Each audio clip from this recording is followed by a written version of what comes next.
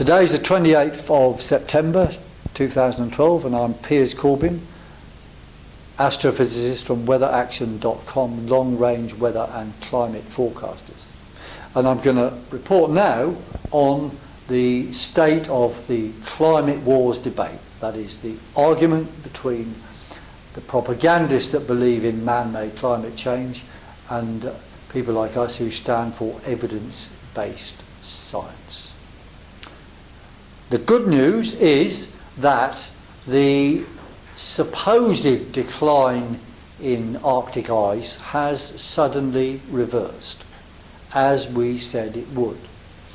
We pointed out some weeks ago that one of the reasons for the observed contraction of the area of Arctic ice was the winds up there, which had the effect of both piling up the ice in places and scattering it into bits where satellites could not measure it adequately. So satellite measurements suggested there was not much ice around, or there'd been a big decline, when in fact the ice was still there. And we pointed out that when the winds dropped, the ice would reappear on the satellites, which indeed they did. However, the BBC have not reported a sudden increase in Arctic ice, and therefore one would assume they would say a dramatic sudden cooling, because of course that wouldn't suit their story.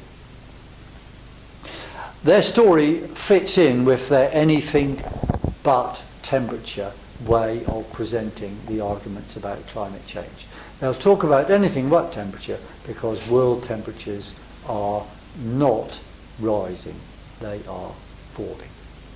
Now, an interesting thing about the current time is that while there has been certainly less ice than the Arctic, and not anything like as little as they claim, there's been great amounts of extra ice in the Antarctic. And the Antarctic levels of ice are approaching near record amounts, similar to what they were in 2007. And indeed, the Arctic is probably almost as low as it was in 2007. Now, often the Arctic and the Antarctic move oppositely on this. So the question of ice overall is the interesting one, and actually ice overall has been increasing along with general cooling of the world. What has happened over the summer months in the northern hemisphere and indeed the southern hemisphere fit in with what we've been saying for a long time, that the world is heading towards a new little ice age, a general cooling and the appearance of more extreme conditions, which we have talked about quite a lot before. And the important thing we've got to do now is to make both science and the politicians that purport to believe in science, we have to make them both accountable.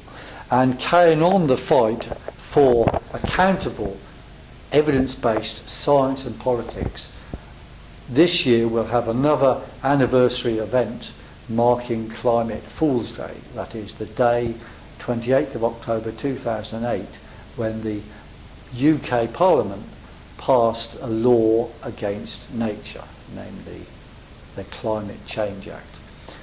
Towards the end of this month we'll have another event, and we will advertise that and urge you to come along or publicise it or do something in consultation with us to continue the fight for evidence-based science and to bring politicians to account. Thank you.